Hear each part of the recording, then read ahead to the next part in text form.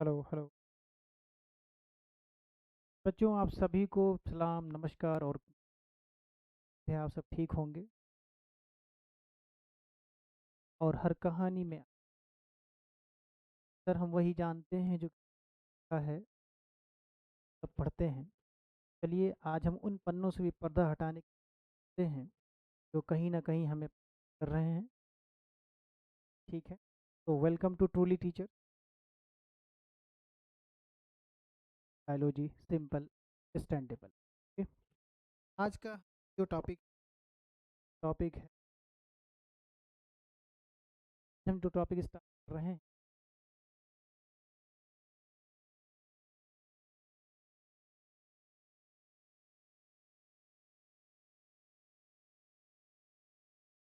Molecular biology का कह सकते हैं प्रिंसिपल, हम कह सकते हैं बेसिस ऑफ इन टॉपिक है।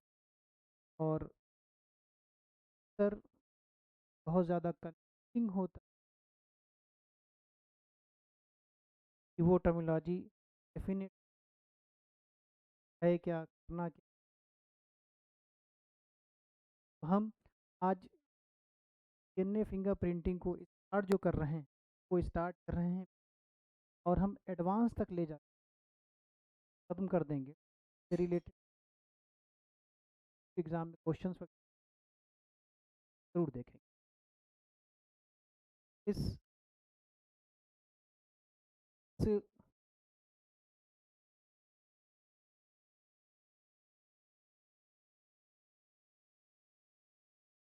फिंगरप्रिंटिंग के सेट में देखिएगा, इस तरह से हमने ये हमारा फे का निशान तरह से क्या है। डीएनए भी जो होता है वो डिफरेंट, लेकिन कुछ कैच हैं जो पहले से ही हैं अच्छे से। ठीक है, अब यहाँ पे डीएनए जो फिंगरप्रिंट है, इसका नाम है, इसे हम डीएनए प्रोफाइलिंग भी फाइलिंग कहते हैं। ठीक है, अ, एक साइंटिस्ट हुए हैं, का नाम है,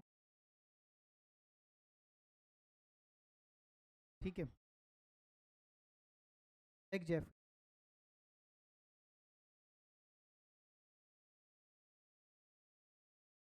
इसका नाम है आप जेफरी, एक जेफरी। ठीक है, इन्होंने 1985 में, ठीक है, इस टेक्निक को डेवलप किया। इसीलिए हम इनको फादर ऑफ डीएनए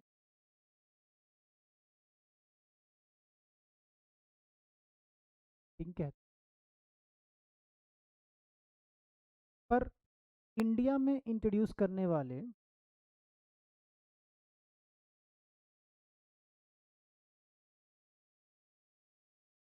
टेक्निक को इंट्रोड्यूस किया था दो साइंटिस्टों ने। एक का नाम था डॉक्टर,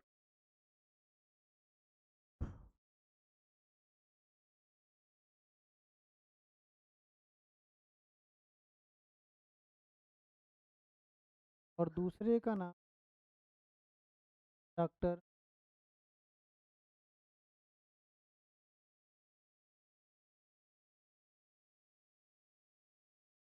सिंह। ठीक है, तो हम जनरली जानते क्या हैं, तो इंडियन फादर ऑफ प्रिंटिंग जन को कहते हैं, लालजी टंडन को कहते हैं। इंडियन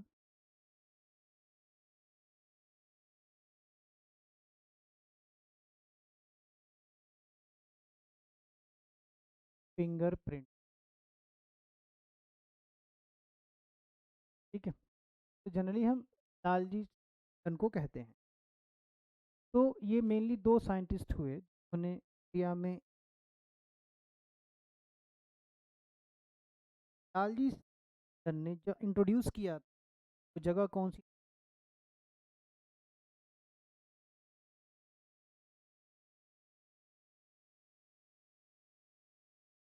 है? Centre of cellular and biology, centre of cellular and biology. तो ये यहाँ पे, लेकिन जो मेन सेंटर है, सुनिएगा ध्यान, मेन ऑफ एन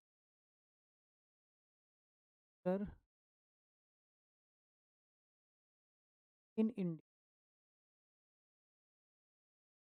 वो है आपका, क्या है आपका, CDFD, वो है आपका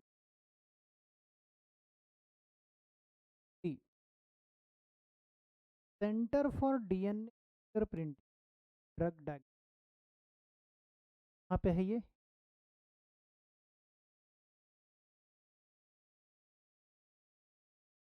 centre for drug, sorry, centre for DNA fingerprint, ठीक है, ये बता देता हूँ क्या नाम है भाई इसका, centre for fingerprinting drug diagnosis. तो ये हैदराबाद में, कहाँ पे है? हैदराबाद। तो जो मेन जो सेंटर है पे है, समझ में आई होगी। पढ़ते हैं, बात करते हैं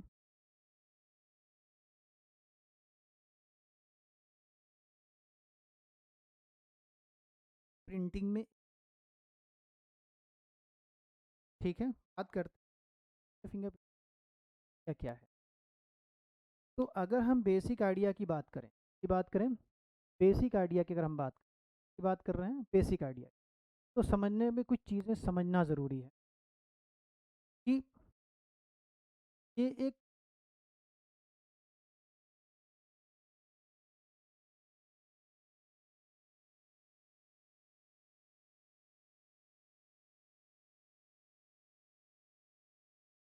एक ग्राउंड ब्रेकिंग टेक्निक है।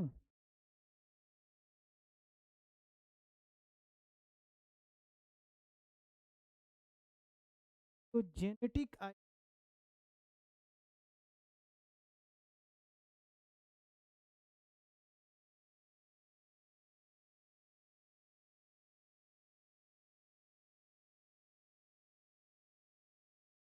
आइडेंटिटी,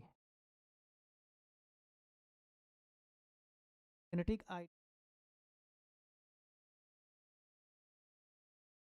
को क्या करती है,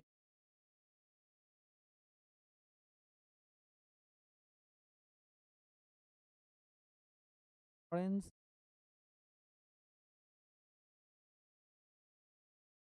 किसके लिए है?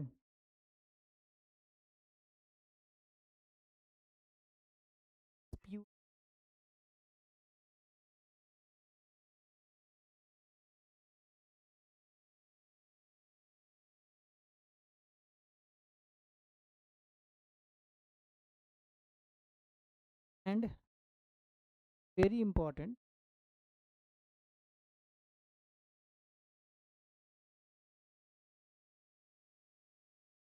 ठीक है, जिसमें तो ये सारी चीज़ें की जाती हैं प्रिंटिंग की, ठीक है। चलिए, अब हमें इसमें पढ़ना क्या है, वो सारा इम्पोर्टेंट है। ब्रेकिंग टेक्निक तो है कि मतलब कि evolutionary technique, forensic science, disease diagnostic में सस्पेक्ट को आइडेंटिफाई करने के लिए हम करते हैं, ठीक है। लेकिन किस पे काम बताया जाए, हम बात करते हैं, स्टडी करेंगे, जो स्टडी करेंगे वो स्टडी है ऑफ DNA पॉलीमरिज्म,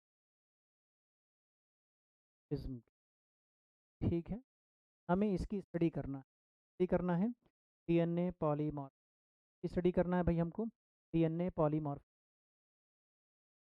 ठीक है। तो ये बात उम्मीद है यहाँ तक में आया हो। बेसिक भी स्टार्ट कर रहे हैं हम। कहाँ पर फिर से वाच कर लेते हैं। किंग क्या है, किंग भी कह देते हैं। एक जेफरी ने पर किया था, फादर ऑफ इंडिया में इसको इंट्रोड्यूस किया डॉक्टर वी के पेंडला टंडन ने। तो जनरली इंडियन फादर ऑफ टंडन को उन्होंने जो काम किया, CCMB, centre of cellular and molecular biology. ठीक है। मेन सेंटर जो है डीएनए का वो क्या है, सीडीएफडी है, जो कि क्या कहलाता है, centre for DNA fingerprinting drug diagnostic. ठीक है, जो ये भी हैदराबाद में है। इसमें हम कर रहे क्या रहे हैं, ग्राउंड ब्रेकिंग टेक्निक है जो जेनेटिक आइडेंटिटी को क्या करती है, यहाँ से फॉरेंसिक कॉन्शियस करा के, टेस्ट को करा के, डायग्नोस्टिक को करके, और क्राइम्स में ज़्यादातर वो करके हमें आपका तो उसको क्राइम साइट पे। ठीक है, इतनी बात क्लियर हो गई। चलिए, अब हमें इसमें डीएनए फिंगरप्रिंटिंग पढ़ना किसको, पढ़ना कैसे। तो generally study of DNA polymorphism की जब जनरली क्या है, हम उसी टेक्निक जिससे हमें डीएनए फिंगर मिल सके। इस तरह से हमारे अंगूठे या आँखों की जो वो है, रेटिना की जो प्रिंट्स हैं, अंगूठे के जो प्रिंट्स यूनिक होते, ठीक। सेम उसी तरह अगर जो डीएनए है, हर डीएनए एक दूसरे के डीएनए कुछ यूनिकनेस मौजूद होती है। वो यूनिकनेस जो होती है क्या है, वही डीएनए जो है जिसे हम आइडेंटिफाई करने वाले हैं। ठीक है। चलिए, अब देखते हैं कि करना क्या है। तो समझिएगा, कुछ कॉन्सेप्ट की बात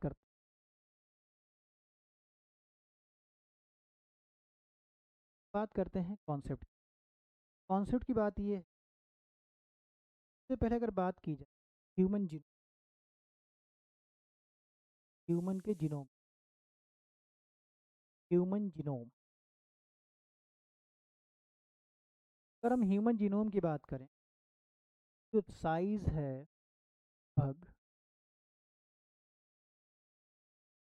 टू दी पावर बेस, इतनी साइज है भाई, 3 × 10⁻⁴। ठीक है। अब अगर मैं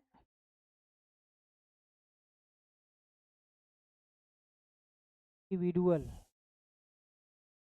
दो इंडिविजुअल के हम्म, दो इंडिविजुअल, फिर ऐसे ना कि कंपैरिजन कंपैरिजन है ना, ऑफ टू डिफरेंट ह्यूमन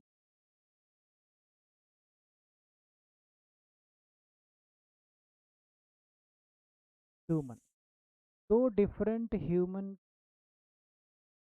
है, अगर हमें ये पता चलता है, comparison comparison of different human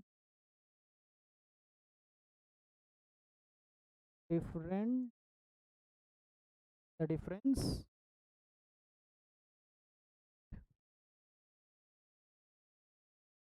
nearly 0.1%, 0.1%। चलो इसको समझ लेते हैं। चलिए करते क्या,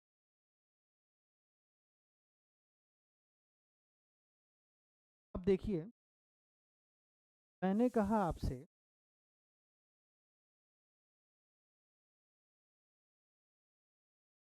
धन्यवाद,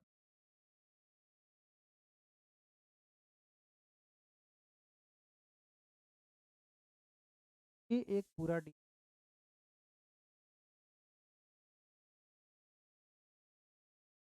एक पूरा, ठीक है, फिर हम कह सकते हैं पूरा का पूरा जीनोम,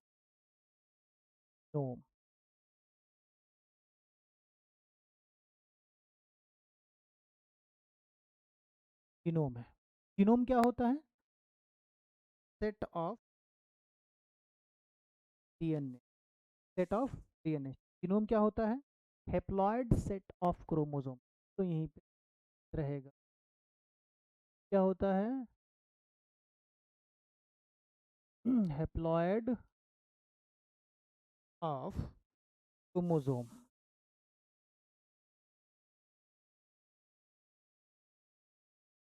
को हम जीनोम कहते हैं। ठीक है, तो क्या जीनोम?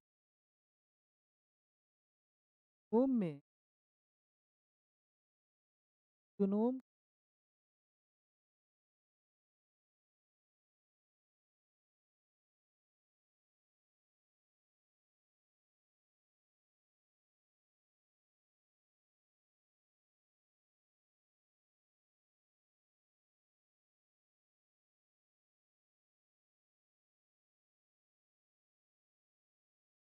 सिमिलर होगा। कितना परसेंट? 0.9% जो है सेम है या तो सिम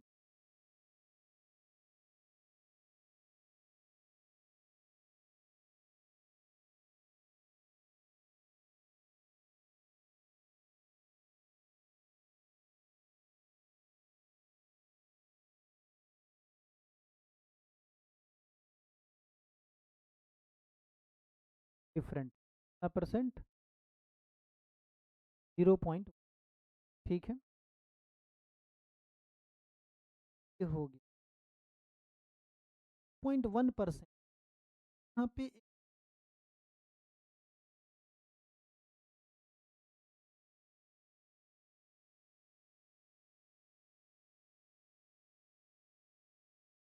ट्विंस, मोनोजाइगोटिक ट्विंस में ये वाला भी सीक्वेंस क्यों? का रीज़न है, का रीज़न ये है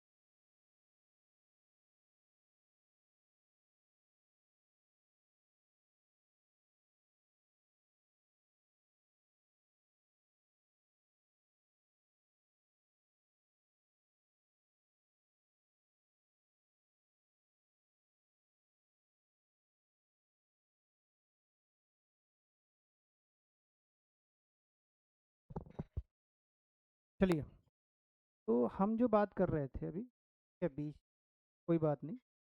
तो हम बात कर रहे थे किसकी? कि जो 9.9% डीएनए वो सेम होता है 3 इंडिविजुअल में, विद टू टू इंडिविजुअल के हम कंपेरिजन करें तो। लेकिन उसका 1.1% जो होता है वो डिफरेंस होता है, लेकिन मोनोजाइगोटिक ट्विंस में सेम होता है। ठीक है, बात समझ में आई? क्लियर हुआ? कैसी होती है? मोनोजाइगोटिक ट्विंस में सेम होता है। ठीक, चलिए बात करते हैं कि आखिर ये क्यों, क्या है, कैसे है, वो देखिए। तो ये हो गया जीनोम आपका। जीनोम के दो पार्ट हो गए, आपका 9.9% है और 0.1%।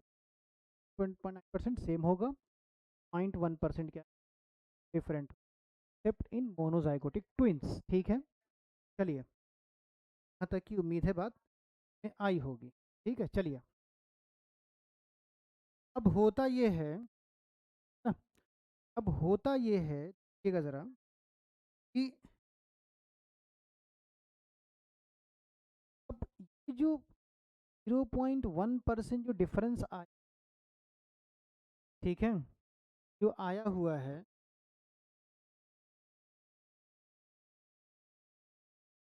क्या करता है? The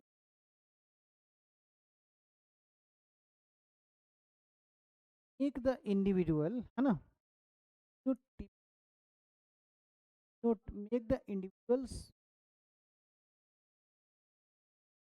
fake appearance. ठीक है, अब ये अपीयरेंस क्यों है, सुनिएगा ध्यान से। अब ये जो अपीयरेंस है, ये जो परसेंट है वो इंडिविजुअल को टिपिक डिफरेंट अपीयरेंस शो कर रहा है, या टू कंपेरिज, जो इंडिविजुअल है जिसको हम कंपैरिजन कर रहे हैं एक और person A and person B. तो ये जो अपीयरेंस है पर्सन बी का या पर्सन ए का एक दूसरे के साथ डिफरेंट है, 0.9% सेम है, और 0.1% डिफरेंट होने के बाद एक दो दो इंडिविजुअल क्या हो जा रहे हैं, डेफिनेटली बहुत ज़्यादा डिफरेंस में आ जाते हैं। ठीक है, अब ये डिफरेंस आता क्यों है? डिफरेंस ड्यू टू, डिफरेंस आ क्यों रहा है? ड्यू टू रिपीटिटिव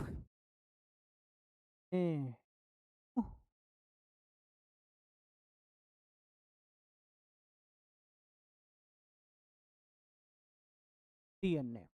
ठीक है, क्या आता है? ड्यू टू रिपीटिटिव है भाई। ये डिफरेंस आ क्यों रहा है? Difference make the individual phenotypic appearance due to repetitive DNA है भाई। ये डिफरेंस क्यों आ रहा है? क्योंकि रिपीटेटिव डीएनए यहाँ पे क्या है, मौजूद है। ठीक है, अब यहाँ पे थोड़ा समझते हैं कि भाई, ठीक, चलिए तो अब बात कर रहे हैं कि रिपीटेटिव डीएनए आया है, तो कई बार एक टर्म आता है, आपने टर्म सुना होगा,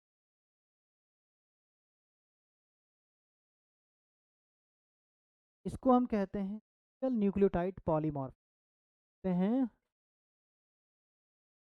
सिंगल न्यूक्लियोटाइड पॉलीमॉर्फिज्म।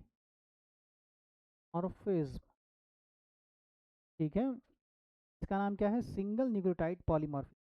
एक न्यूक्लियोटाइड डिफरेंस, इसका एक बेहतरीन एग्जाम्पल हुए हैं,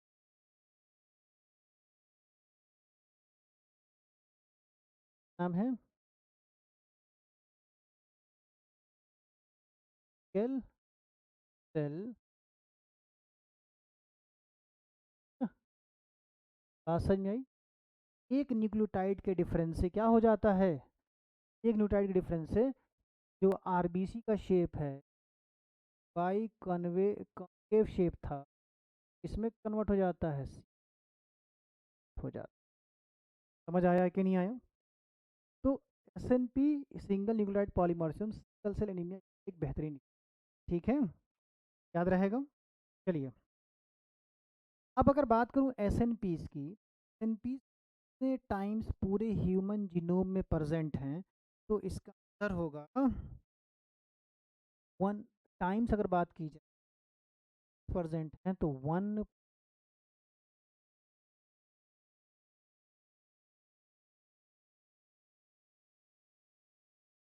कितनी बार ये एस एन प्रेजेंट हैं, कितनी बार, 1.4 मिलियन टाइम प्रेजेंट हैं एस एन पीज हम पूरे जीनोम में। ठीक है, चलिए, तो इतनी बार प्रेजेंट है, इसका मतलब डिफरेंस डेफिनेटली आएगा। ठीक, चलिए, अब बात करते, 99.9% है और 0.1% डिफरेंस है, एक्चुअली कितने न्यूक्लियोटाइड का difference हो सकता है, ये देखते हैं। ठीक, देखिए, थोड़ा हम कैलकुलेशन के मूड में जाएंगे। अगर हम कैलकुलेशन करते हैं ना बात को, अगर हम कैलकुलेशन के कॉन्सेप्ट को समझ, तो देखो, 0.1% हो जाए कितना, 1। ठीक है, इतनी बात तो क्लियर हो गई।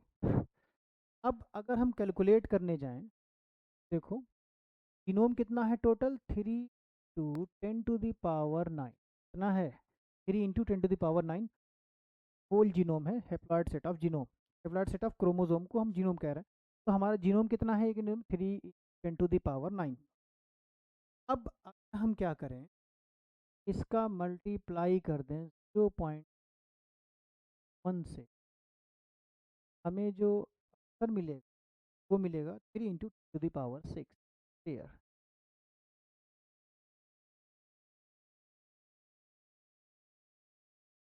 बेस पेयर मिलेगा 3 × 10⁻⁶। ठीक है, ये क्या मिलेगा, 3 × 10⁻⁶। ठीक, अब ये 3 × 10⁻⁶ होता कितना है, तो देखो जरा कितने जीरो लगेंगे, 3, यानी कितना हो गया ये, 1, 3, 1,30,00,000 कितना हो गया ये,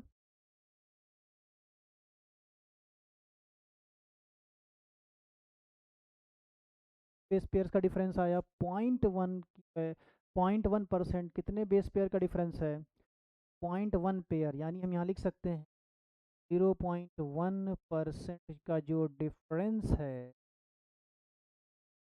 कितने के बराबर है, ये इक्वल टू 3,00,000 बेस पेयर के बराबर है, 3,00,000 बेस पेयर लगभग मिलियन, ये बताओ, एन,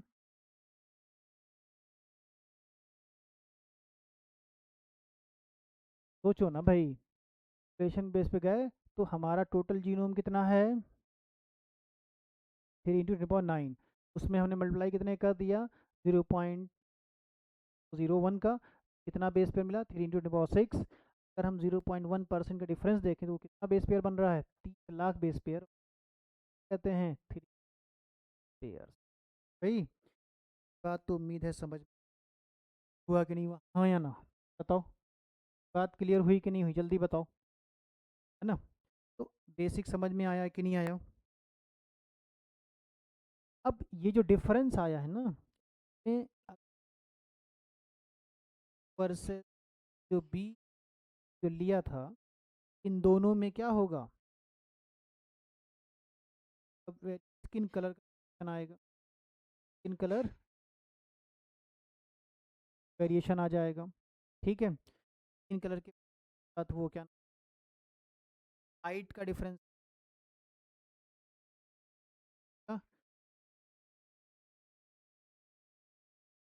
ठीक, हाइट के डिफरेंस के साथ साथ फेशियल फीचर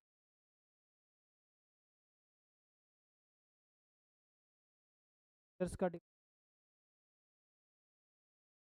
है, और इवन जो डिजीज सब्सिटेबिलिटी का भी डिफरेंस आए,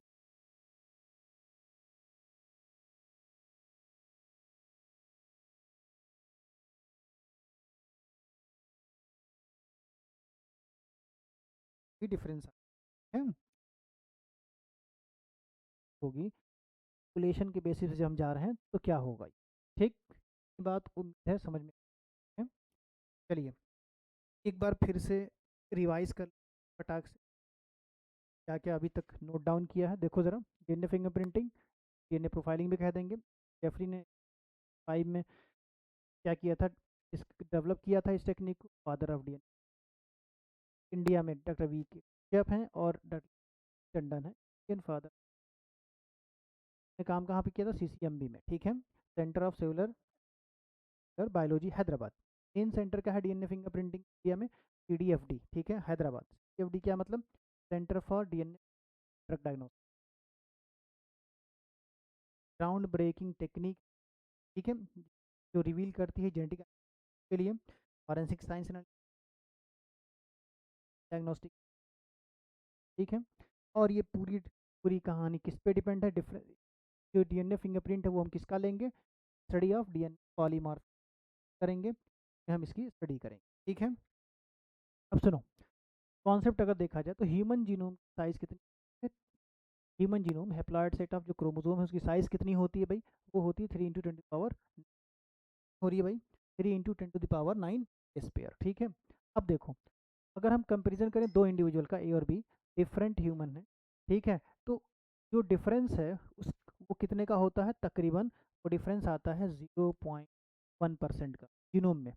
मान लीजिए ये पूरा जीनोम है तो इसके दो पार्ट हो जाएंगे, ठीक है।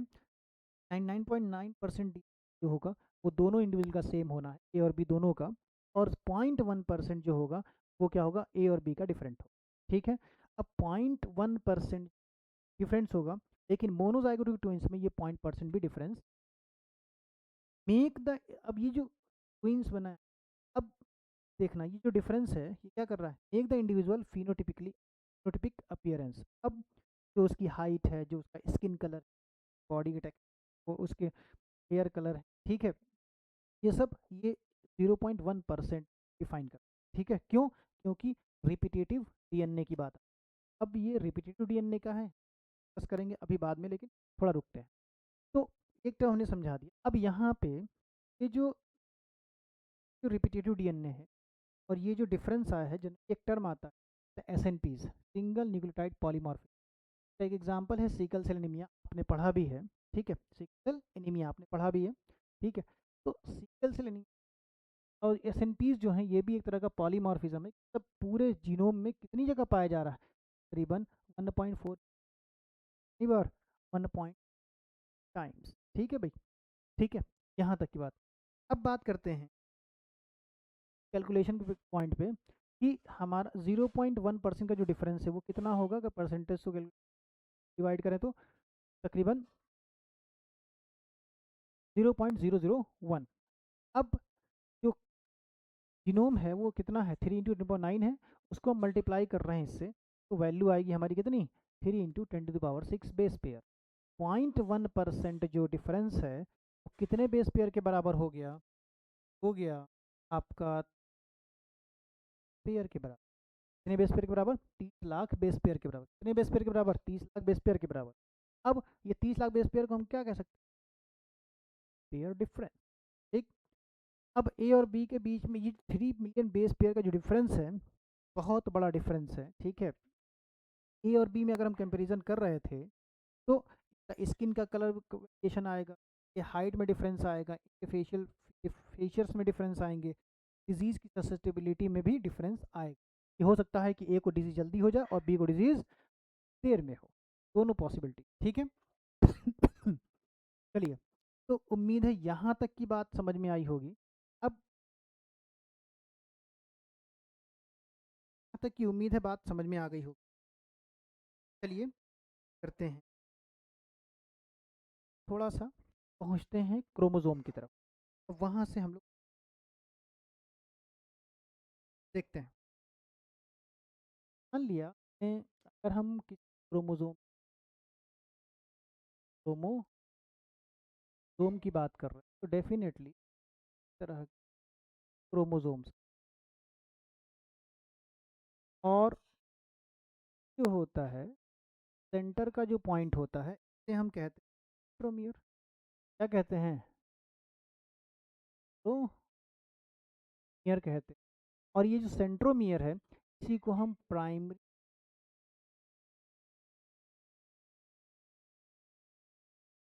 कहते हैं, हम इसको प्राइमरी कंस्ट्रक्शन भी कहते हैं। ठीक, जब हम लोगों ने सेल का चैप्टर पढ़ा था, ध्यान से समझ, क्या पढ़ा था, सेल का चैप्टर, और सेल के लास्ट टाइम, लास्ट, यहाँ न्यूक्लियस के बारे में दिया हुआ है। न्यूक्लियस में जब न्यूक्लियस पढ़ रहे थे तो आगे जाके 4 तरह के क्रोमोसोम के टाइप दिए, कितने तरह के, 4 तरह के। ठीक है, जिसमें उनके आम के हिसाब से क्रोमोसोम को क्या किया गया है, क्लासीफाई किया गया है 4 में। ठीक है, अब सुनना ध्यान से, उसमें से एक अगर मैं बात करूं तो ये देखो, ये एक क्रोमैटिन है, एक क्रोमैटिन है, क्या है ये एक क्रोमैटिन है। ठीक है, ये क्या है, एक क्रोमैटिन है, और ये इसका प्राइमरी का हम सेंट्रोमियर कह रहे हैं। लेकिन आपने देखा होगा कि एक और भी स्ट्रक्चर मौजूद होता है, और इसको हम कहते हैं इसको हम क्या कहते हैं, सेकेंडरी कंस्ट्रिक्शन,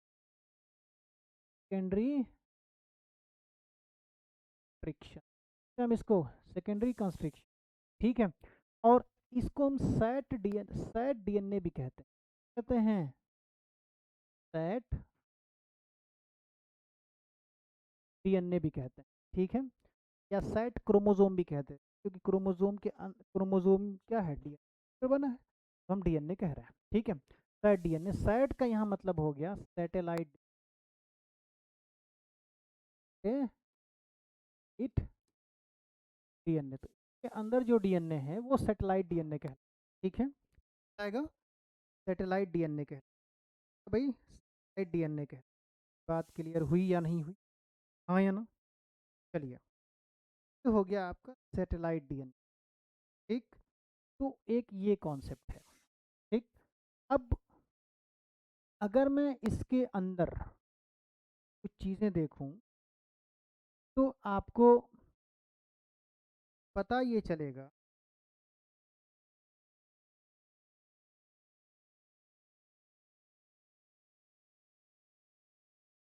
जो हमारा क्रोमैटिन होता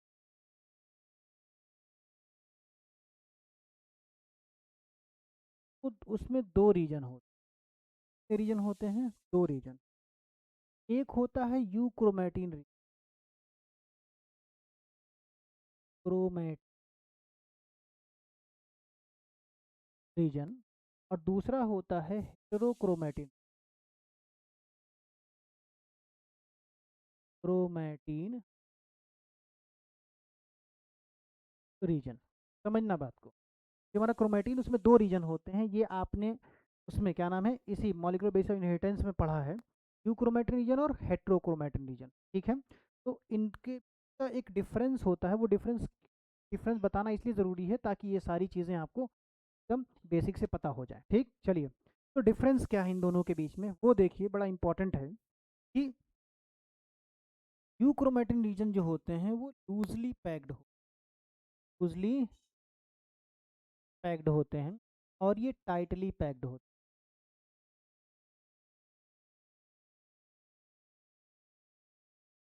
ठीक है, ये लूजली पैक्ड होते हैं, वो टाइटली पैक्ड होते हैं। उसके बाद ये लाइट स्टेन्ड होते हैं, लाइट स्टेन्ड, मतलब जब हम किसी किसी बेसिक डाई से जब हम इसको स्टेन करेंगे तो इनका इनका जो स्टेन का कलर आएगा वो लाइट आएगा, जबकि ये डार्क स्टेन्ड हो, डार्क स्टेन्ड। ठीक है, उसके बाद बात की जाए तो इनका जो डुप्लीकेशन यानी रेप्लिकेशन होता है, का जो रेप्लिकेशन होगा, ठीक है, वो क्या होगा,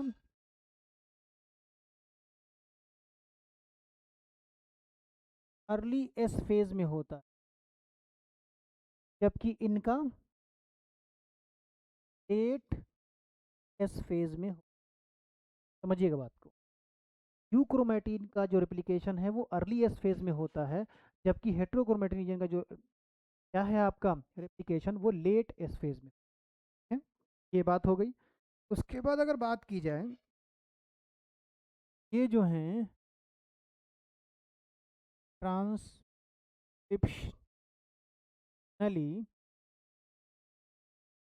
होते हैं, और ये ट्रांसक्रिप्शन इन, समझना बात को, तो ये ट्रांसक्रिप्शनली एक्टिव, वो ट्रांसक्रिप्शनली इनएक्टिव। इसका मतलब हो गया, जो हमारा जीनोम है उसमें कुछ रीजन ऐसे जो क्या करते हैं, ट्रांसक्रिप्शन करके आरएनए बनाएंगे, आरएनए से ट्रांसलेट होके प्रोटीन बनेगा।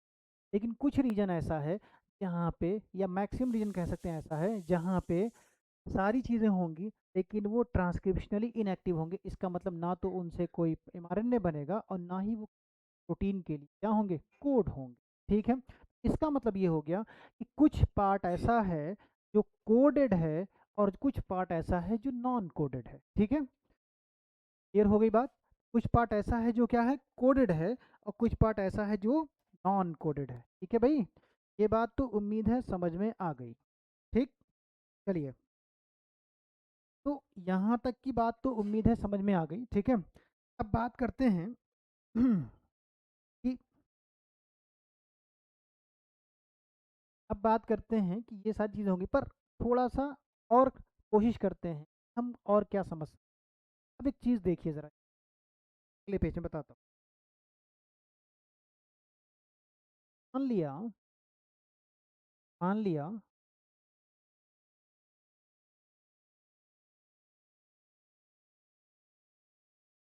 ये हमारे,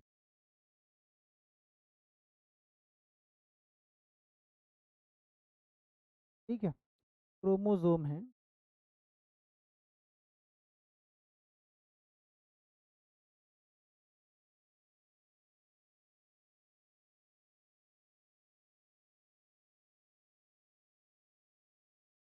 ठीक है, दोनों होमोलॉगस क्रोमोजोम है।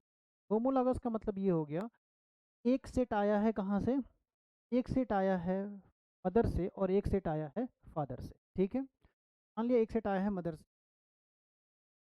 अगर मैं क्रोमोसोम की बात करूं, मान लिया तो होमोलॉगस क्रोमोसोम है, तो उनके ये है जीन लोकेशन। तब क्या है,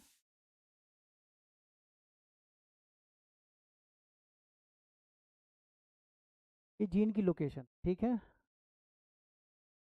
लोकेशन यहाँ पे है,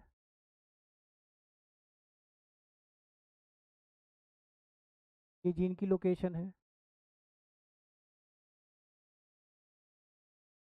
होमोलॉगस तो भाई तभी होंगे ना कि जब जीन क्या हो, सेम सेम लोकेशन पे प्रेजेंट हो। ठीक है,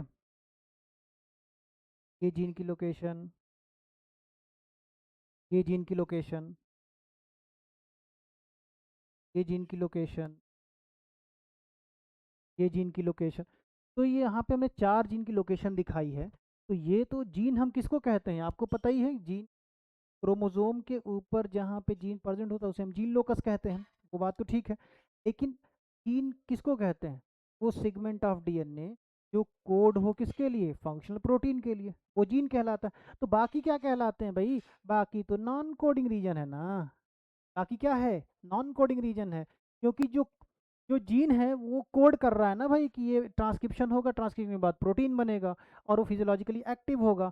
अब जो नॉन कोडिंग रीजन है वहाँ कोई प्रोटीन बनना ही नहीं है। ठीक, तो ये जो बीच का गैप दिख रहा है आपको, ये वाला,